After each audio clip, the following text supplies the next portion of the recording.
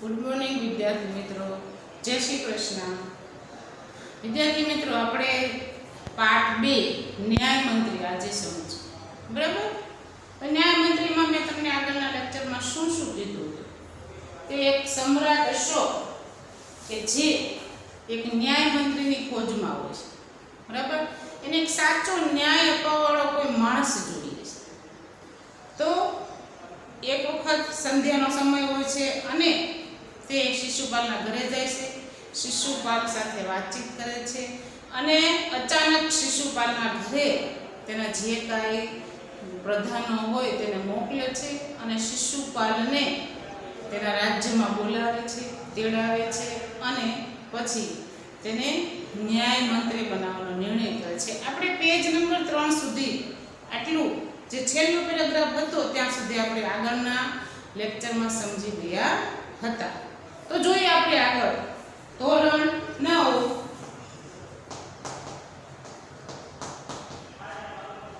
વિષય હિન્દી વિષયાંગમાં આવશે ચેપ્ટર 2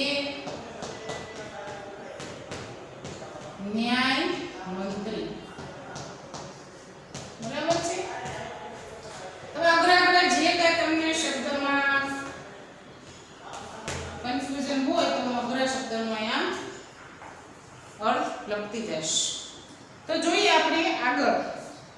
सम्राट बोले, ब्राह्मण देवता, मैं आपको न्याय का अवसर देना चाहता हूँ, आप तैयार हो? શું કહે છે કે હે બ્રાહ્મણ દેવતા, હે શિશુપાલ, તમે ન્યાય મંત્રી બનવા માટે રેડી છો? હું તમને આમંત્રણ આપું છું, અવસર આપું છું, મોકો આપું છું। અવસર એટલે મોકો। શું થાય?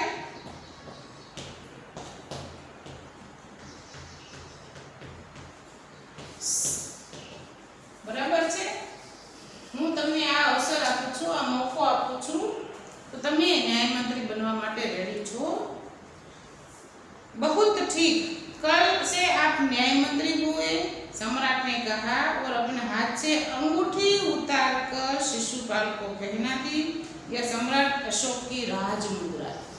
सम्राट अशोकના હાથમાં જે અંગૂઠી હતી તે શિશુપાલના હાથમાં પહેરાવી દીધી અને આ અંગૂઠી કેવી હતી કે અશોક રાજાની રાજ મુદ્રા હતી। अब शिशुपाल न्याय मंत्री थे, उन्होंने राज्य की समुचित व्यवस्था करना आरंभ कर दिया। उनके सुप्रबंध से राज्य में पूरी तरह शांति फैल गई, किसी को किसी प्रकार का भय नहीं था, लोग दरवाजे तक खुले छोड़ जाते थे। चारों तरफ न्याय मंत्री की सुप्रबंध और न्याय की धूम मची। शिशुपाल न्याय मंत्री बनी गयो। राजा राज्यમાં ચારે બાજુ જે કાંઈ વ્યવસ્થા કરવાની હતી તે વ્યવસ્થા કરી દીધી। એના આ વ્યવસ્થાને કારણે આખા રાજ્યમાં શાંતિ ફેલાવા લાગી। કોઈ પણ પ્રજાને શેનો પણ ડર હતો નહીં। લોકો દરવાજા ખોલીને ગમે ત્યાં ખુલ્લા રાખીને ગમે ત્યાં જતા રહેતા હતા। શેનો પણ ડર હતો નહીં લોકોને, પ્રજાને। ચારો તરફ આ શિશુપાલ એક ન્યાય મંત્રી બન્યા તેની ચારો તરફ વાતો ફેલાવા લાગી। હવે પાછળ ફેરવો, પેજ નંબર 4। लगभग 1 महीने बाद किसी ने रात में एक पहरेदार की हत्या कर। जो शिशुपाल न्याय मंत्री बन्यो અને પછી થોડા દિવસો બાદ એવું બન્યું કે કોઈ એક જે પહેરેદાર રાજાનો હતો, રાજાના જે રાજકાજમાં કોઈ એક પહેરેદાર હતો એટલે કે ચોકીદાર ધ્યાન રાખવા વાળો, તેની કોઈકે હત્યા કરી દીધી। सुबह होते ही यह बात चारों तरफ फैल गई। लोग बड़े हैरान थे। शिशुपाल की तो नींद ही उड़ गई। उन्होंने खाना पीना छोड़कर अपराधी का पता लगाने में रात दिन एक कर दिया। जो रात दिन एक करना એટલે મુહાવરો છે। શું છે? મુહાવરો।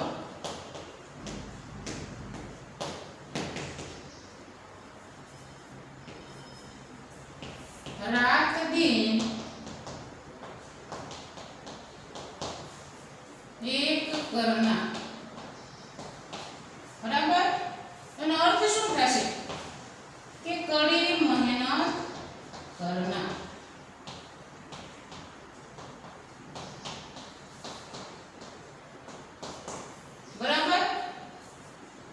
તો ન્યાયમંત્રી જે શિશુપાલ બન્યા હતા તે આખા રાજ્યમાં આ જેણે પણ હત્યા કરી હોય તેને ગોતવા માટે અથવા તેને હિન્દીમાં શું કહેવાય, इस हत्या करने वाले को ढूंढने लगी। બધું જ ખાવા પીવાનું છોડી દીધું, શિશુપાલને નીંદર પણ ના આપી હતી, જમવાનું પણ છોડી દીધું હતું, બરાબર। અને રાત દિવસ એક કરીને ખૂબ જ મહેનત કરીને, કરી એટલે વધારે મહેનત કરીને તે આ હત્યારાને શોધવા લાગ્યા। बहुत प्रयत्न करने के बाद जब अपराधी का पता चला तो शिशुपाल का आश्चर्य का ठिकाना न रहा। जो आश्चर्य का ठिकाना न रहना, चलो શું થશે એનો અર્થ, બરાબર। બીજો મુહાવરો છે, આ પહેલો, આ બીજો। आश्चर्य का ठिकाना न रहना, बराबर। तो अर्थ આપણે શું એનું લેશું, अचंभित हो जाना, अचंभित हो जाना।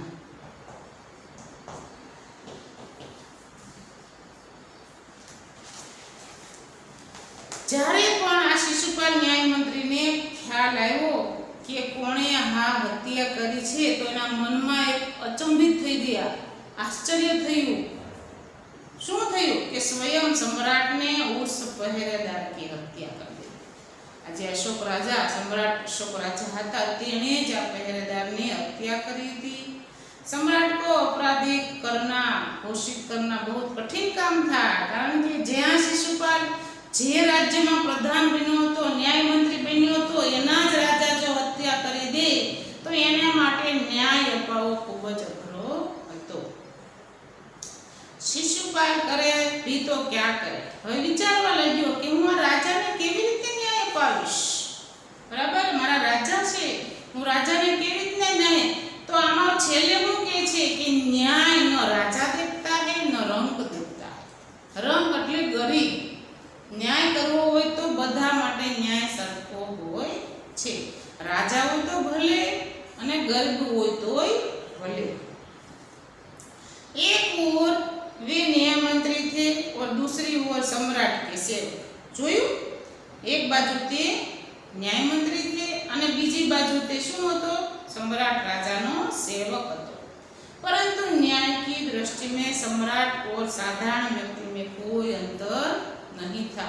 न्याय માટે સાધારણ વ્યક્તિ હોય તો ભલે અને રાજા હોય તો ભલે, બધા જ માટે न्याय સરખો હોય છે।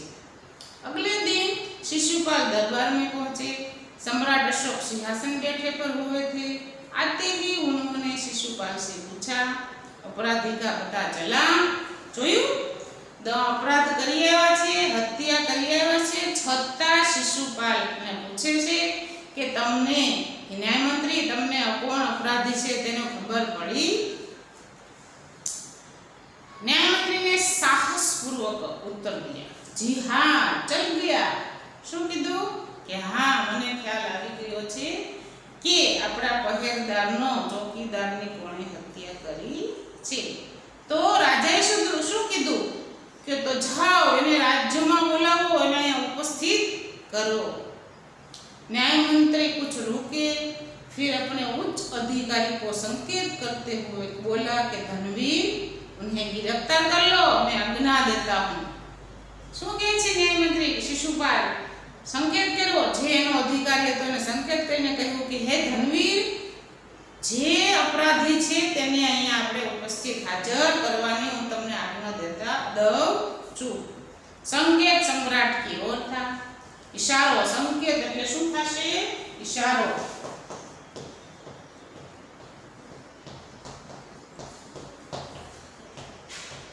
इशारो કોની તરફ હતો? રાજા તરફ, બરાબર। તો આ રાજા ઉપર, રાજા તરફ ઇશારો હતો। દરબારને નિસ્તબદ્ધતા છા ગઈ, બરાબર, એટલે કે સન્નાટો છાયો, વ્યાપી ગયો, કોઈના મોઢામાંથી એક અક્ષર પણ નીકળ્યો नहीं, निस्तबद्धता छा जाना। जो मुहावरो છે, निस्तबद्धता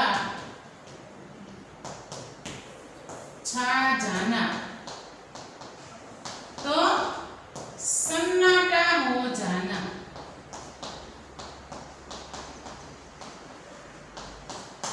बराबर છે। તો આખા રાજ્યમાં શું થઈ ગયું? સન્નાટો વ્યાપી ગયો, કોઈ બોલતું હતું નહીં। सम्राट का चेहरा क्रोध से लाल हो गया। जो राजा सम्राट નો ચહેરો કેવો થઈ ગયો? ક્રોધથી લાલ ગુમ થઈ ગયો कि હવે હું આ ન્યાય મંત્રીને શું કરી શકું? धनवीर लाल हो गया, वे सिंहासन से खड़े हो गए और बोले, इतना साहस? શું કીધું રાજાએ કે હે ન્યાય મંત્રી, હે શિશુપાલ, તું મારો પ્રધાન છો, બરાબર છે, તું મારો દાસ છો, તું મારો સેવક છે, તારામાં આટલું બધું સાહસ કે રાજાને તું પકડી લે, રાજાને તું પકડી પાડી શકીશ, એટલું બધું તારામાં સાહસ છે? તેને રાજાની આંખ કેવી થઈ ગઈ? લાલ ઘૂમ થઈ ગઈ, ક્રોધ સે, ક્રોધમાં આવી ગયા। તો બાળ મિત્રો, આટલા સુધી તમને પાઠ સમજાઈ ગયો હશે। તો તમારે આજના હોમવર્કમાં તે નીચે શબ્દાર્થ આપેલા છે, મુહાવરા આપેલા છે, તે તમારે લખવાના છે, હોમવર્કમાં લખવાના છે। આગળનો પાઠ આપણે નેક્સ્ટ લેક્ચરમાં જે બાકી રહ્યો છે તે આપણે નેક્સ્ટ લેક્ચરમાં સમજીશું। તો જો તમને ના સમજણ પડે તો ફરી એકવાર વિડીયો શાંતિથી જોઈને, વ્યવસ્થિત રીતે બેસીને શાંતિથી જોઈને આ વિડીયો જોઈ લેજો, એટલે તમને પાઠ સમજાય જશે। ધન્યવાદ।